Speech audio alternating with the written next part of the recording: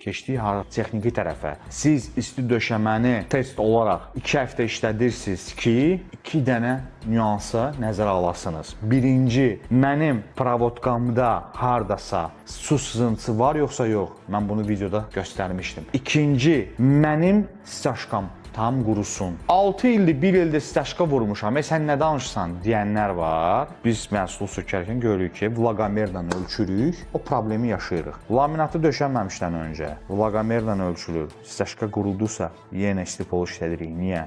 Provodkanı yoxlayırıq, təzyiqi yoxlayırıq və yaxud da artıq staşka nəmdirsə, yenə də biz bunu işlətməliyik. Hər müştərilərimiz bu problemi yaşamamaq üçün. Gördüyünüz kimi videoda problem var. Nəyə görə? Çünki baxın, isti döşəmə şiltəsi vurulmayıb. Sadə, adi 10 manatlıq laminatın şiltəsindən vurulub. Gidroplonka vurulmayıb. Test olaraq staşka işlədilməyib. Sizcə bu boyda səhvləri edəndən sonra laminatın nə günahı?